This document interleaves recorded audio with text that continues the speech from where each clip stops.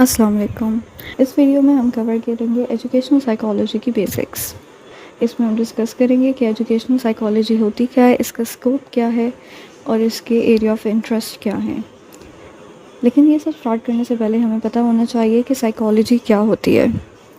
American psychological ایسوسی ایشن یا APA سائیکالوجی کو ڈیفائن کرتا ہے as a scientific study of behaviour and mental processes. تو سائیکالوجی ایک ایسی سائنس ہے جس میں ہم بیہیویئر اور مینٹل پروسیسز کو اسٹڈی کرتے ہیں. اس سے پہلے کہ ہم آگے پروسیڈ کریں، ہمیں یہ پتہ ہونا چاہیے کہ یہاں پہ ورڈ سائنس یا سائنٹیفک کیوں یوز ہوا ہے. کسی بھی سبجیکٹ کو سائنس کنسیڈر کرنے کے لیے اس میں کچھ کوالٹیز ہونی چاہیے. یہ کوالٹیز ہے کہ وہ سسٹمیٹک ہو، اس کا پراپر پروسیجر ہو، آپ رینڈملی اس پہ ایکٹ نہ کر رہے ہوں. سیکنڈ، وہ ریپلیکیبل ہو. اگر آپ اس پہ کوئی اسٹڈی کرتے ہیں، کوئی ریسرچ کرتے ہیں تو اس کو ریپلیکیٹ کیا جا سکے.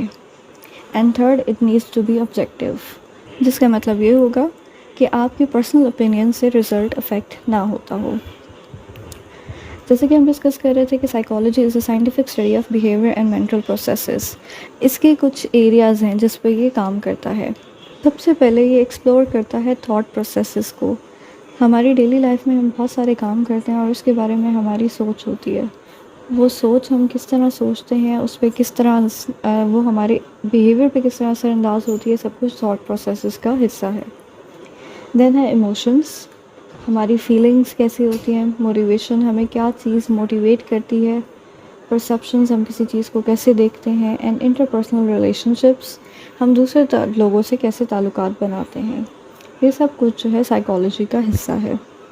اب ہم یہ ڈسکس کرتے ہیں کہ سائیکالوجی ورڈ کا اوریجن کیا ہے، یہ ورڈ نکلا کہاں سے ہے.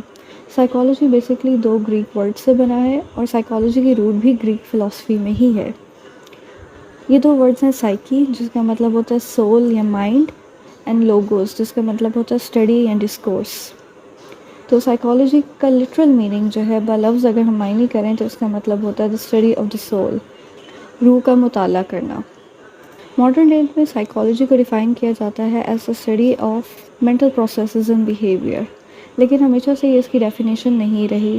اوور دا ٹائم یہ ڈیفینیشن ایوالو ہوتی رہی ہے، کیونکہ جیسے کہ پہلے ڈسکس کیا گیا کہ سائیکالوجی کی روٹ گریک فلسفی میں ہے.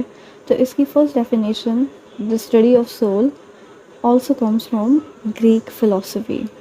پہلے کہا جاتا تھا کہ سائیکالوجی جو ہے وہ اسٹڈی آف سول ہے، اور اسی وجہ سے اس کا نام جو ہے سائیکی سے نکلا ہوا ہے. Psychology as a study of civil, یہ ڈیفینیشن ریجیکٹ کر دی گئی تھی. اس کی کچھ وجوہات ہیں. Number 1، it was wig. Civil کا جو ٹرم ہے وہ بہت ہی مبہم ہے، غیر واضح ہے. اس سے ہمیں کلیئر نہیں پتہ چلتا کہ سول ہوتی کیا ہے، ہم اس کو ڈیفائن نہیں کر سکتے. کسی بھی چیز کو سائنٹیفک ہونے کے لیے ضروری ہے کہ اس کی امپیریکل بیسز ہو. امپیریکل بیسز کا مطلب یہ ہے کہ ہم اس کو اپنے 5 سینسز سے پرسیو کر سکیں. اور ان دا کیس آف سول کی کوئی امپیریکل بیسز نہیں ہے. آپ اس کو وے نہیں کر سکتے، آپ اس کو میجر نہیں کر سکتے، آپ اس کو کسی بھی طرح دیکھ نہیں سکتے. یہی بات جو ہے ہمارے پاس نیکسٹ پوائنٹ میں لکھی ہے. The soul could not be observed or measured scientifically. Soul کو ہم میجر نہیں کر سکتے، ہم اس کو دیکھ نہیں سکتے، ہم کسی بھی طرح اس کو ناپ تول نہیں کر سکتے. And fourth, it had religious connotations. Soul کا ورڈ جو ہے ہم اکثر مذہبی کانٹیکس میں یوز کرتے ہیں، اور یہ موسٹلی سائنٹیفک کانٹیکس میں یوز نہیں ہوتا. اس لیے psychology as a study of soul اور as the science of soul was rejected. جب psychology as a study of soul reject ہو گئی تو نئی ڈیفینیشن اس کی پرپوز کی گئی. یہ 17 اینڈ 18 سینچری میں پاپولر تھی. سائیکالوجی کو ڈیفائن کیا گیا as a study of mind. ان میں سے پرومیننٹ فلاسفرز ہیں ڈیکارٹ اینڈ لاک. انہوں نے مینٹل پروسیسز اور کانشیسنس پہ فوکس کیا. اب پرابلم اس میں بھی آیا. Definition of psychology as a study of mind was also rejected, کیونکہ یہ بہت سبجیکٹیو تھی. اب مائنڈ کو کس طرح ڈیفائن کرتے ہیں، ڈیفائن کرنے کے سبجیکٹیو انداز ہیں. Then the mind and mental processes were difficult to observe directly. Problem وہی آ گئی کہ مائنڈ اور مینٹل پروسیسز کو ہم نہیں آبزرو کر سکتے، اور جو چیز آبزرو نہیں ہو سکتی، میجر نہیں ہو سکتی، اس کو ہم سائنٹیفک اسٹڈی کا حصہ نہیں بنا سکتے. And it لیکڈ scientific ریگر. ہم اس سے پہلے بات کر چکے ہیں کہ سائنس ہونے کے لیے آبجیکٹیوٹی ہونی چاہیے، جو کہ مائنڈ اینڈ کانشیسنس میں نہیں شامل. اس کے علاوہ ہم یہ بھی ڈسکس کر چکے ہیں کہ اس میں ریپلیکیبلٹی ہونی چاہیے. مائنڈ کو آپ کیسے ریپلیکیٹ کر سکتے ہیں. So this definition, that psychology is a study of mind, was also rejected. Then a new definition was suggested, جو کہ ہے study of consciousness. In the late 19th century, psychology was often defined as a study of consciousness. Us definition کو support کر رہے تھے Wilhelm Wundt and Edward Titchener. Wundt and Titchener نے introspection پہ زیادہ فوکس کیا. سب سے پہلے ہم یہ سمجھ لیتے ہیں کہ کانشیسنس کیا ہوتی ہے. کانشیسنس ایک ایسی اسٹیٹ ہوتی ہے جس میں آپ اویئر ہوتے ہیں، یعنی آپ کے پاس آگاہی ہوتی ہے، آپ کو پتہ ہوتا ہے کہ آپ کیا فیل کر رہے ہیں اور آپ کے ارد گرد کیا ہو رہا ہے. اب وونڈ اینڈ ٹچنر نے فوکس کیا انٹروسپیکشن پہ. تو انٹروسپیکشن ہوتا ہے اپنے آپ کا خود جائزہ لینا، اور یہ ڈیفینیشن اور اپروچ اس لیے ریجیکٹ کر دی گئی کیونکہ introspection was found to be unreliable and subjective. Introspection پہ آپ بھروسہ نہیں کر سکتے. آپ کو کیسے آپ کے پاس کوئی طریقہ نہیں ہے 100% معلوم کرنے کا کہ جو شخص انٹروسپیکشن کے تھرو آپ کو اپنی آبزرویشنز دے رہا ہے کیا وہ سچ بول رہا ہے یا جھوٹ بول رہا ہے، کیا واقعی وہ ایسی فیلنگ ہے اس کی یا نہیں ہے. سیکنڈ، یہ سبجیکٹیو ہے، جبکہ سائنٹیفک اسٹڈی کو آبجیکٹیو ہونا ضروری ہے. اس کا مطلب یہ ہے کہ آپ کی تھاٹس اینڈ فیلنگ، یعنی جو بھی انٹروسپیکشن کر رہا ہوگا اس کی تھاٹس اینڈ فیلنگ رزلٹ پہ اثر انداز ہوں گی. اور سیکنڈ ریزن اس اپروچ کو ریجیکٹ کرنے کی یہ تھی کہ اس نے سائیکالوجی کو کانشیس پروسیسز پہ لمٹ کر دیا، جبکہ ہمارا سب کانشیس اور ان کانشیس بھی اتنا ہی امپورٹنٹ ہے جتنا کانشیس. دین ڈیفینیشن میں تھوڑی اور improvement I. In the early 20th century psychology کو دوبارہ ڈیفائن کیا گیا as a study of observable behaviour. Observable behaviour وہ بیہیویئر ہوتا ہے جو ہمیں واضح طور پہ نظر آ رہا ہو. اس ڈیفینیشن کے پروپوننٹس تھے واٹسن اینڈ اسکنر، جنہوں نے اس بات پہ زور دیا کہ انسان کا بیہیویئر اس کے انوائرمنٹ سے بھی انفلوئنس ہوتا ہے. لیکن اس ڈیفینیشن پہ بھی کچھ کرٹیسزم ہے کہ انہوں نے بیہیویئر پہ فوکس کیا اور مینٹل پروسیسز کو اگنور کر دیا، ایموشنز کو اگنور کر دیا اور کوگنیٹیو پروسیسز کو اگنور کر دیا، جبکہ سائیکالوجی ایز اے اسٹڈی جو ہے وہ ان دونوں چیز پہ فوکس کرتی ہے. انسان کے بیہیویئر کے پیچھے جو موٹیویشن ہوتی ہیں وہ اس کی انٹرنل تھاٹس اینڈ فیلنگ سے آتی ہیں. So psychology as a study of behaviour, اس ڈیفینیشن کو پارشلی ماڈیفائی کیا گیا اور اس میں انکلوڈ کیا گیا مینٹل پروسیسز. تو ہمارے پاس فائنل ڈیفینیشن وہی آئی جو ہم اس سے پہلے ڈسکس کر چکے ہیں کہ psychology is a scientific study of behaviour and mental processes. اب ہمیں جب پتہ چل گیا کہ سائیکالوجی کیا ہوتی ہے تو اب ہم آتے ہیں ایجوکیشنل سائیکالوجی پہ. ایجوکیشنل سائیکالوجی بیسکلی سائیکالوجی کی بہت ساری شاخوں میں سے، بہت ساری برانچز میں سے ایک برانچ ہے. Educational psychology is a scientific study of human learning. اب اس کا فوکس ہیومن لرننگ پہ ہے، انسان کیسے سیکھتا ہے. اوور آل ہمیں یہ بات یاد رکھنے کی ضرورت ہے کہ سائیکالوجی ویسے ہم موسٹلی ہیومن کے کانٹیکس میں لیتے ہیں، لیکن سائیکالوجی میں ہم اینیمل بیہیویئر بھی اسٹڈی کرتے ہیں، جبکہ ایجوکیشن سائیکالوجی صرف ہیومن لرننگ پہ فوکس کرتی ہے. ایجوکیشن سائیکالوجی کا فوکس کن چیزوں پہ ہے؟ سب سے پہلے انڈیویجول ڈفرینسز.